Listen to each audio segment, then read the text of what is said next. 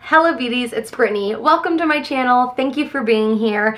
Today I wanted to talk about self-love and maybe some things that I've incorporated into my life to bring a little more self-love to myself, and maybe something that you can start to incorporate in your own life if you feel like you need to start showing yourself more love and just start to feel better about yourself. I truly believe that the more we love ourselves, it allows for us to go out into the world and show other people love more strongly and be more kind to the people that we encounter in our lives. So it's been a big journey for me to explore this world of self-love and self-help and help. I think that the older I get, the more intrigued I am by the topic and the more confidence and love I start to have for myself, and I think that that's super, super important. So no matter where you're at in your life, age-wise, or where you are in your life mentally, I hope these tips can be helpful in your journey and discovering self-love for you. My first tip would be to stop the negative self-talk.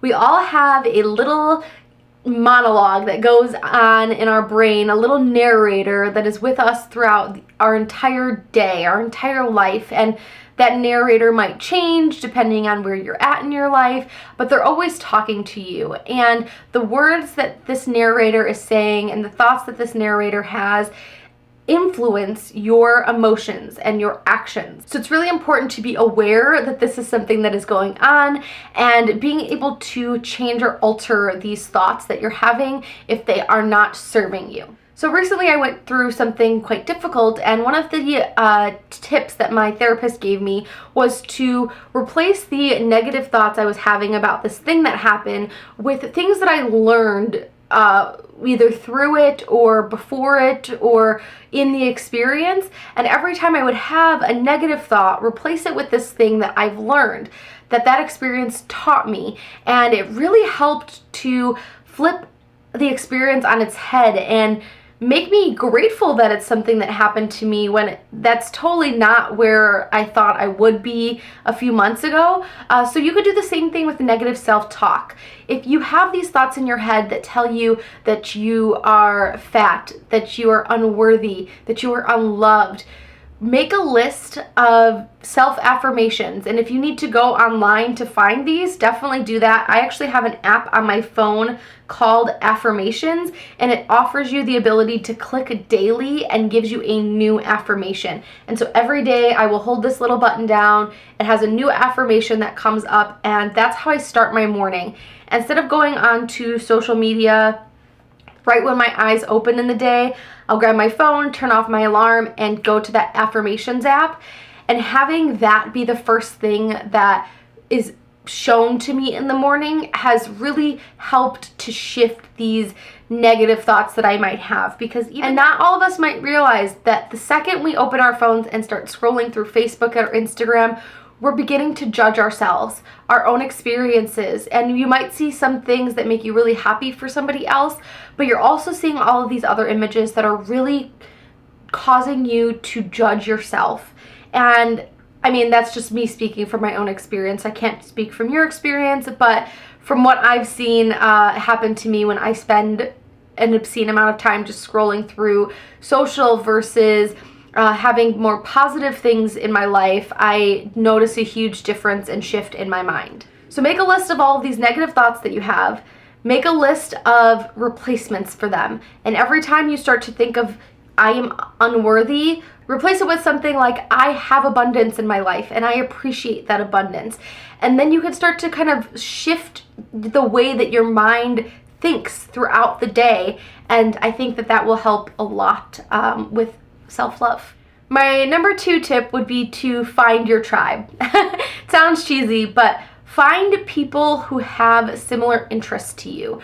When I first started creating videos in 2011, that was my driving force. I really needed to find a community of people who shared a common interest to me because I was in college going for a degree that I'm grateful to have right now, but I did not like school at the time, and I was feeling quite isolated and unconnected from the world and from people who had a common interest to me. So I was striving to connect. And while the online community is amazing and I'm so grateful to have this platform, it does not substitute face-to-face encounters. So recently I've really been trying to find people in my life physically that I can connect with on an almost daily basis that have a common interest to me. And for me, that is a lot to do with the beauty industry and skincare and makeup, but it could also have a lot to do with, you know, the other content that I put out there for you guys, which is self-help and motivation.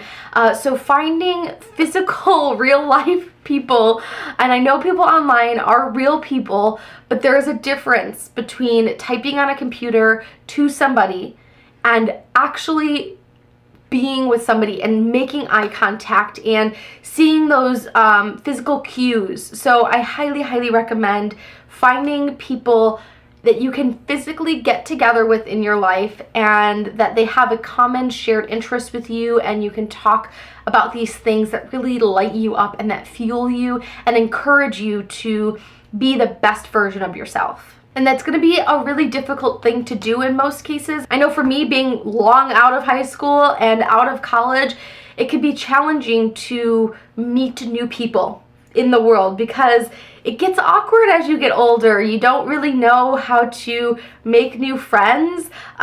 So that's probably going to be one of the most difficult things on this list, is that physically going out, and you can, you know, meet people online that you then establish a relationship with, that you can get together face to face, but it's really challenging and it's really hard to meet people that have a common shared interest with you out in the world that you can you know, meet and have in your life, because you're not in that shared space anymore. So, you know, meeting people at work or meeting people through work can be very beneficial, or going to conferences and events on a topic that you're really interested in can help as well. So I highly recommend that. Now, number 3 and number 2 can really go hand in hand, because you can do these two things at the same time. And this tip is to work on what you love. Work on what lights you up, on what makes you shine, work on what makes you feel big in the world. I know for so long I had really looked at this part of my life, you know, creating beauty videos or just being a part of the beauty community as something that was on the side. I had always had these careers outside of it and really focused on that, and this was kind of just a little inkling, a little piece that I would kind of insert every once in a while. But this is truly something that makes me feel my best self and makes me feel a part of something so much bigger than myself. And that's what makes me happy and what makes me feel like I'm shining brightest. So what is it that you have in your life that maybe you do every once in a while, but when you do it, you feel so good about who you are and the actions? What is that thing that makes you feel like you have butterflies in your stomach? Because when I'm doing things in this space, when I'm working on somebody's face, or when I'm doing research, or when I'm trying to explore a new part of this industry, that's really what makes me excited and gives me butterflies. So I highly recommend finding that thing for you, and that might be really, really challenging, but once you find it, do not let it go. And another thing is, it might change, and that's okay. As you get older and as your interests shift and change, this thing that makes you happy might change, and that is perfectly normal and perfectly okay. The way that I feel about what I'm doing now is completely different than the way I felt about it 5, 6, 3 months ago. So it's okay to change. We're human, and that's part of our minds being so complex. But work on something you love with people that have that shared common interest, and you'll see a complete difference in the way that your mind narrates to you.